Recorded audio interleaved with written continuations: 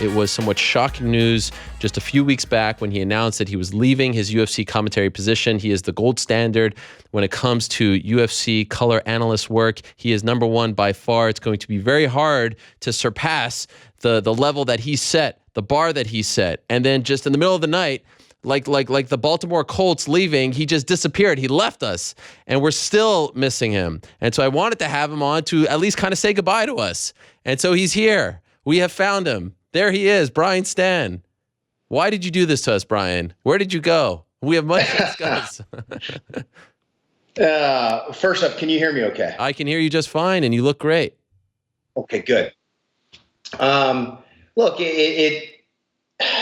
it's a complicated story. I shouldn't say it's complicated. Before you get into that, Brian, how are you? Everything good? I didn't mean to hit you with the 1-2 right off the bat. Okay. I am well. My family's well. I spent the entire weekend with my kids, and I've been able to do that for several weekends in a row, which doesn't typically happen for me. And that's a big reason why this switch took place. As you know, I love calling fights, and I loved being a sports analyst. I loved my time in college football, and I loved my time calling fights for the UFC. And, for a long time, I thought, hey, this is something I'm going to do for the next 15 to 20 years. The difficulty becomes, obviously, is that you're always working the weekends. Just for a stateside fight in the country, I would leave on Thursday. I wouldn't come home till Sunday. If I was going out of the country, which I did a lot of international shows, I would leave on a Wednesday. I wouldn't get home until Monday. And so I did 26 shows last year alone. That's half the weekends. And even if I didn't work a regular job, which I do, even if I didn't work a regular job, that's a lot of time to be away from my family. And as my girls get older, I'm missing soccer games. I can't coach any of my kids' teams. I'm going to start missing semis, homecomings, proms, things of that nature if this is my chosen career path. And ultimately, in addition to the time away from family, there's just no guarantees in television. Right? Things can change in the heat of the moment. As you know, we don't know what network the UFC is going to be on in a year and a half. They don't know. They're going to go through those deals. And for guys like me, what happens? I've got 3 kids, and as comfortable and secure as I feel in my abilities as an analyst, there's a lot that's up in the air that's kind of left to chance there. And then really the third reason, and this would occur to me a lot. As much as I loved calling fights and I thought about my future, I'm not building anything. I'm not leading anything. And I didn't want that to be my career. When I look back at what I've done with the best years of my professional life, I didn't want to just say, man, I called some really great fights. I wanted to do something a little bit more than that. Wow. Okay. And I don't think anyone can begrudge you for making the decision that you did. We just miss you. But of course, as I've told you privately, I think everyone knows that you're headed to bigger and better things. When did you decide, or when did you start to think that, okay, come August or so, I'm going to say goodbye? The August thing was really dependent on the next opportunity that I'm pursuing. It started last spring. I decided to begin applying to a bunch of elite executive MBA programs. And I thought to myself, after seeing Mike Goldberg leave, after seeing, Kenny Florian kind of, doing some different things, you realize quickly, if they're seeing all the changes at ESPN and all the changes at Fox Sports 1, you start to realize, man, a career in television, there's a lot left up in the air. And just because people love you now at 36 does not mean they're going to love you when you're 45. And so when a bulk of my income is all resting in a fate that I really don't have a lot of control over, I thought, okay, I want to hedge my bets, and I'd like to go back to school.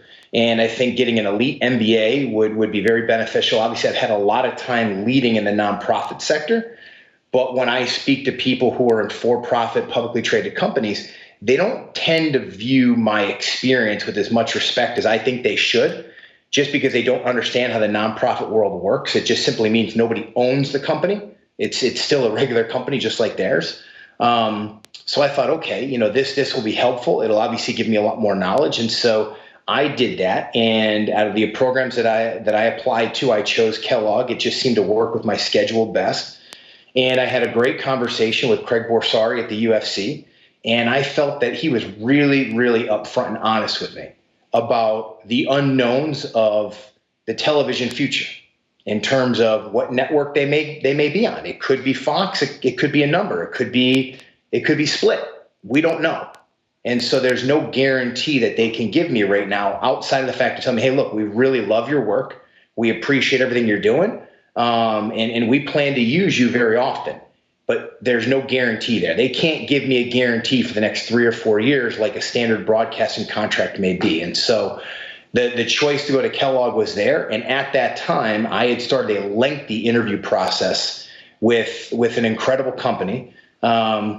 And as it turned out, in August, I found out that company was going to send me an offer. And so when that happened, the opportunity was just far too good to pass up. It's an incredible company. It's fast growing.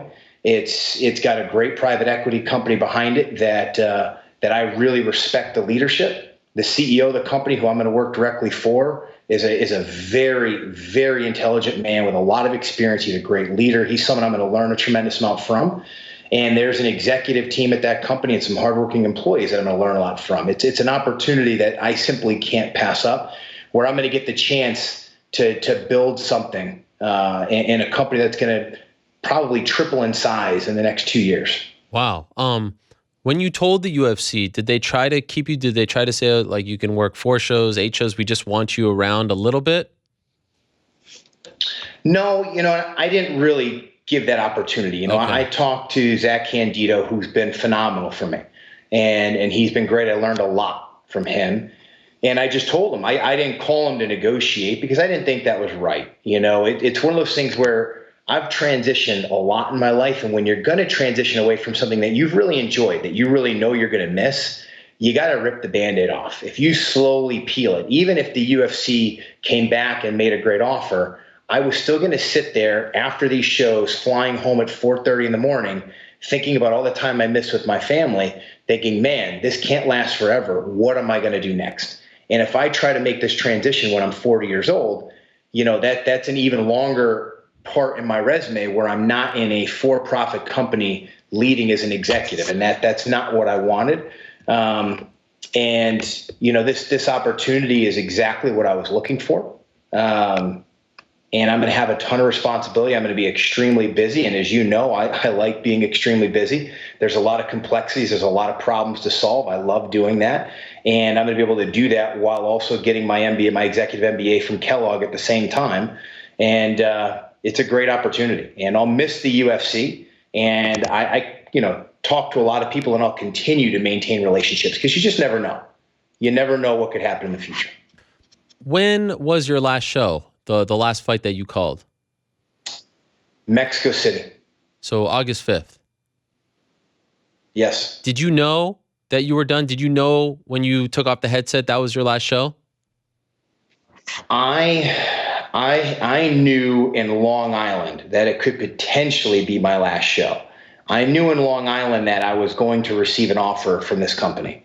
And then I knew in Mexico City that the offer was coming in a matter of days. And so, but at that point, I didn't know what that offer was going to be. I didn't know everything and what was going to go into it. And so it was one of those situations where I couldn't just give a warning to the UFC and say, hey, look, I may take this other opportunity. Because as you know, how are they going to trust me going forward? Why would they want to give me more reps than a guy like Cormier or Cruz, if they think I'm looking? It was really, had this opportunity not come to fruition, I probably would still be with the UFC for a couple more years until an opportunity like this came about.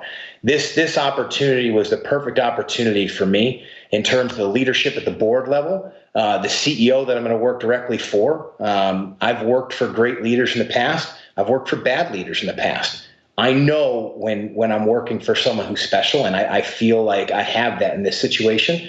And I know when I'm going to be part of a really good team of really hardworking people who are going to make something happen. And this is that opportunity.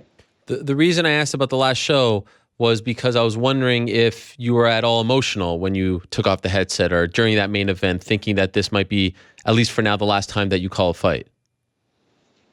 Yeah, I did. I left the octagon a little bit later than I normally do. I took, typically when you're done calling a fight, there's a lot of fans there that are waiting, and you go through, and you're exhausted, but you go through, say hi and greet all the fans. And I sat there and kind of stood there looking at the octagon.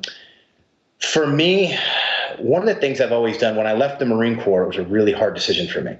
And again, I ripped it off like a Band-Aid. I didn't do like a slow process. I made my decision, and then I never looked back, because when you start to look back, a lot of times then you just stay in your comfort zone. You decide not to make the change.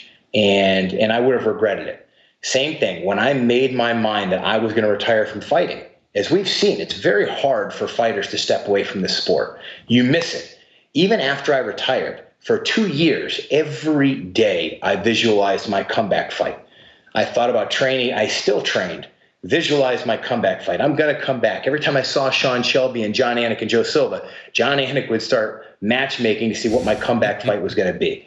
But it just wasn't going to happen. That's a part of my life. I had to rip it off like a Band-Aid and say goodbye to, and focus on broadcasting, focus on Hire Heroes USA in that phase of my life. And, this was difficult because, the 48 hours after I made the decision, I made the phone call to the UFC, I started to miss it. Like, it really hit me that this is real. And then I started we have a launch week at Kellogg, and that's the only time you go for a week. The rest are just long weekends. And I met my entire class of 56 people, and these special human beings from all over the world. They're all brilliant and talented. And I started to communicate with some of the leadership of the new company that I'm moving over to start getting some information and lean into that transition. And that helped tremendously and made me realize that I made the right decision for not only for me, but most importantly for my family and their long-term success, and me being home. As a parent, we all know the best things with our families happen on weekends. And as much as I love this sport and I love the athletes, I love the coach, I love calling fights, man, to sacrifice half the weekends a year away from my kids, I know at 50 years old, I would have looked back on that and I would have regretted it bad. What was the reaction like when you put out the news, and how did you react to the reaction?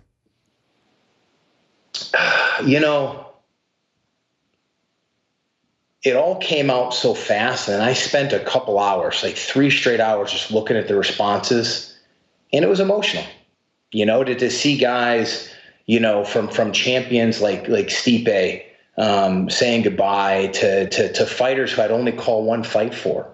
It meant a lot to me, and I love that community. I know what it's like for them and the struggle and how difficult it is, one, just to get to this level, and then to stay at this level. And to keep fighting, and how much we put into this sport, and how much this sport can let you down, and how much this sport can lift you up at the same time. And we have to deal with all of that. And I hope, I can maintain those relationships. I still plan on attending several events a year, sitting cage side and cheering these athletes on. I'll still always be a fan of the sport. But yeah, those couple of days afterwards, it was nice to see that I was able to touch a few people and at least have them appreciate the work I put into representing them on the microphone. There's been a few events since, of course, none bigger than Mayweather-McGregor. I'm just curious, you talk about the Band-Aid. Like, have you just tried to not watch? Do you want to break from it all? Or have you been a fan? What has it been like? Man, this weekend was the first time I have not watched a pay-per-view. And I don't know how many years. And wow. Part of that was just my wife was out of town, and so I had 3 kids all to myself. And so it was just, 9, 7, and 3 are the age of my daughter. Staying up late Saturday night was just not on the plans. But, watching Mayweather-McGregor was a little bit easier because, it wasn't – I love mixed martial arts. I'm a boxing fan, but I love mixed martial arts. I just sat there really happy for Conor during the whole process, because you knew right away after round 3 that this night was a tremendous success for him, and how much money he was going to make and everything else. And so it would be really tough if I wasn't so busy. From going back to school and doing the research to lean into this new position, I've kept myself incredibly busy. If things do ever slow down, that's when I may start to reminisce a little bit and miss it. But I've gone through it before. I mean, I miss the Marine Corps. I miss fighting, and so there's been things before that I've transitioned away from. I miss calling college football. I had a great crew that I called college football with that I got very close with over the course of that season that I left after one season just because the UFC made me a much better offer. So I've had to do this before. One of the hardest things about it are the strong relationships you develop. It's no secret. Me and John Anik became the best of friends, working together. I've grown close with Todd Grisham. I've grown close with the production staff. All the guys from CONCOM. I mean, these are people who sit there. They work very hard, longer hours to make you look good, and to make these athletes look the best they can. And I saw their hard work. And so I'll miss those people. The Kellogg program, how many years is it for? 2 years, 22 months, actually. So I'll graduate not this next spring, but the spring after. And that's tied to the new position that you are about to take or have taken. Have you started the new job? I start on Monday. A week from today? Yeah. Wow. Thank God we got you in when we did. You'd be, because usually we see you from the office, right? From the Hire Heroes office. Are you still involved with Hire Heroes? Yeah, I am. So we've begun that transition. I've got a great interim CEO who has been my chief operating officer for a while now. He's brilliant, and he's going to compete to be the long-term person. We're going to do the board is going to do an executive search for my replacement, take some time and find the best candidate. I will transition in the next 2 weeks to the board of directors.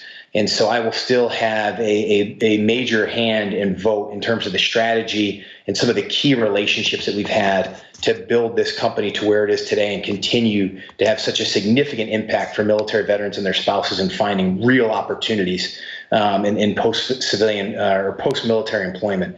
So I'll still be very involved there. I'm involved on the board of a charity called the Guardian Project out of Oakland, where it's a martial arts gym that gives free martial arts as an after-school program to needy kids who can't afford it and have nowhere else to go after school, and their parents can't afford for after-school programs. I mean, it's phenomenal. We could see these kids, not only are they growing into martial arts, but their grades are going up. I mean, it's incredible. And then my wife's foundation, the LRJ Foundation, which helps do education in schools and for faculty on mental health awareness, and just making your mental health a priority to live a better life, coping with stress, dealing with bullying and anti-bullying, and some of the things that take place today for these young men and women that did not take place when we were kids. So I'll still be very involved philanthropically. But with Hire Heroes USA, obviously, I mean, that's so near and dear to my heart that I'll never leave that. And certainly respect your privacy if you don't want to go into it. I understand. But could you tell us what the new job is? What could you tell us about what you'll be doing? Yeah, all I'll get into there is it's a large real estate firm. Nationwide, there's a lot of responsibility. And it's an opportunity where this CEO has been on board for several months now. And he's been brought in to take this company to new heights, and it has already begun. And that's exactly what we're going to do. And so it's a major responsibility, and I'll be the chief operating officer, and I'm super excited for it. It's going to be a lot of responsibility, a lot of hard work, a lot of great people to work with and learn from, a lot of problems to solve, and I'm really excited for it. It's the type of challenge that has always attracted me. Where I know a lot of people thought I was leaving to go be a realtor. It's not the case. Not that there's anything wrong with that. Right. But this is a much larger opportunity for me. I remember seeing you in the airport in Omaha, Nebraska. That was your first show for Fuel TV. Remember that? That was Jake Ellenberger versus Diego Sanchez around Valentine's Day of 2012. And I remember I was the backstage guy, and I had a horrible night, and I remember you killed it. You hit a grand slam, and I remember George Greenberg and Dana White coming to speak to you afterwards and saying, like, you're the guy. And ever since then, from that Fuel show, you essentially became the guy. You, like, skyrocketed to Fox and things like that. I remember it like it was yesterday. And so let me ask you, favorite fight, favorite night? Is there one that sticks out? One particular fight, one particular moment that you loved as a color analyst? There are a couple. Chad Mendes, Jose Aldo 2 in Rio was unbelievable. It was absolutely amazing.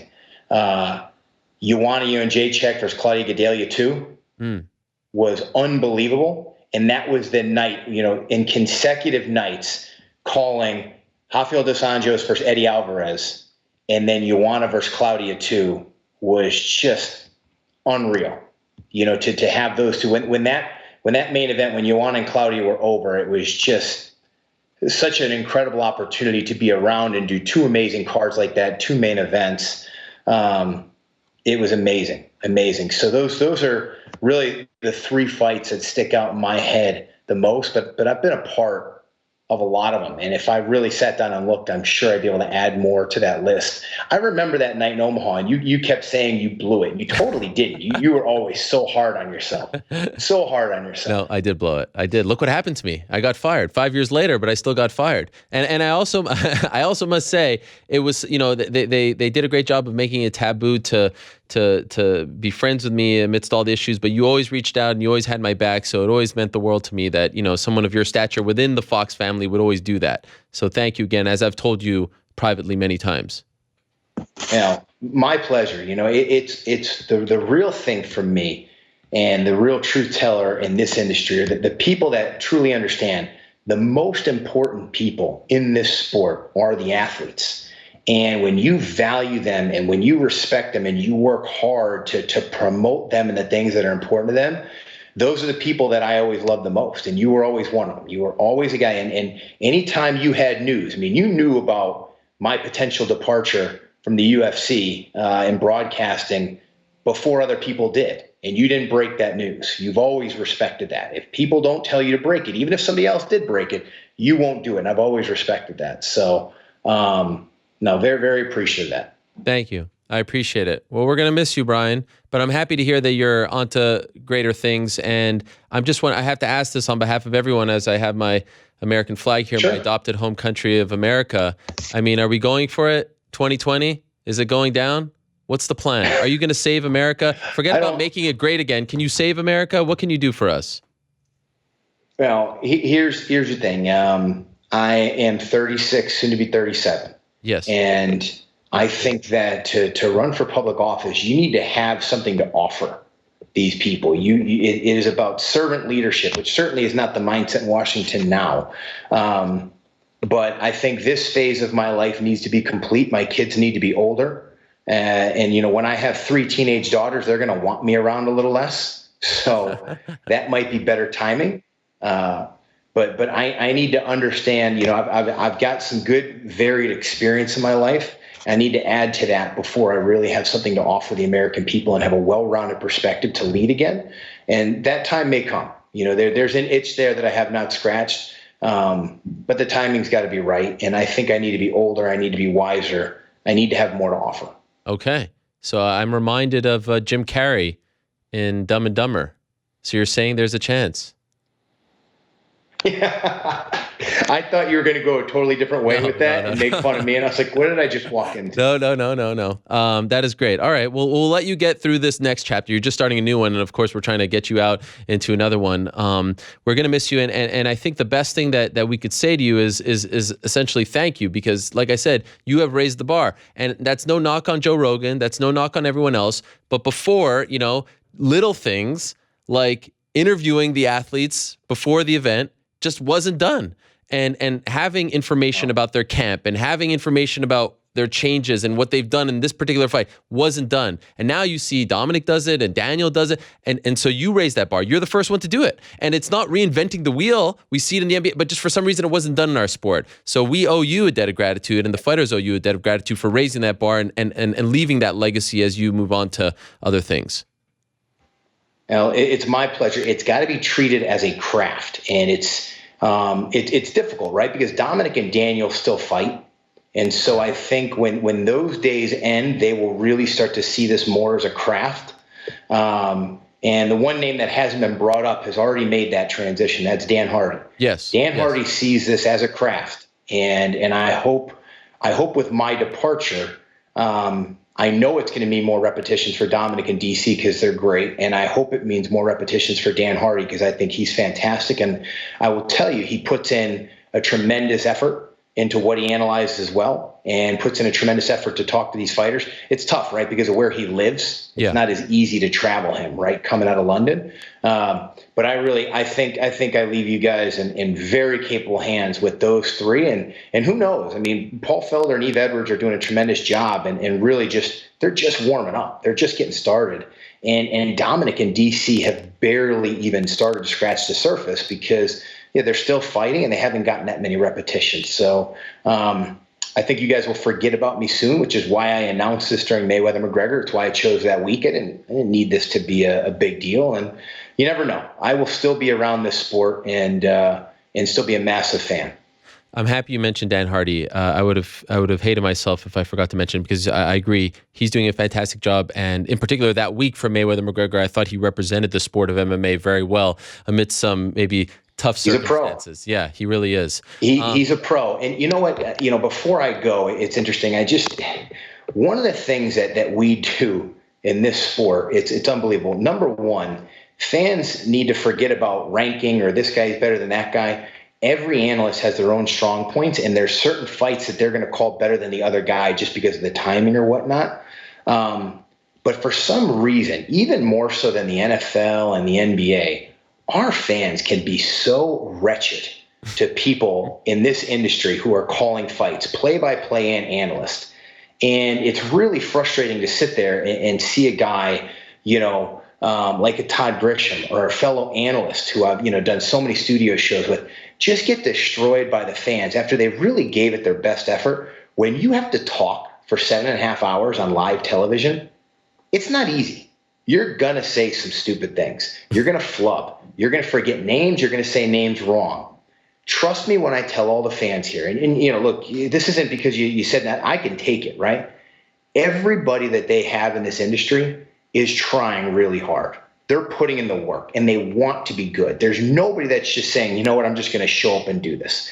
They're all putting in effort. Please remember that when you decide to communicate with them in a mature manner, because we do take feedback very well from fans, and we will look into things if it's maturely communicated to us. But some of the people, to watch some of my friends just look at what fans are saying on social media and see their hearts get broken, that's tough to look at, man. And I think our sport, as much as the fans say, hey, look, it needs to get to this next level of mainstream, not only is that on the athletes and the executives at the UFC, it's also on our fans a little bit too. Let's try to be a little bit classier as a sport. Yeah, well said. It is exhausting just watching for 7 hours, let alone actually calling the fights for 7 hours. I don't know how you guys do it. With very little breaks. And I think it's the toughest job in sports television, calling those fights. Play-by-play. You have to peak at 1 a.m. You're calling exciting fights at 6 p.m. It's incredible what you guys do. It really is. You're calling 2 football games. You're exactly right. Football is so much easier than calling fights. College football was a joke in comparison to the difficulty of calling fights. Yeah, you get a halftime break. You get all kinds of perks.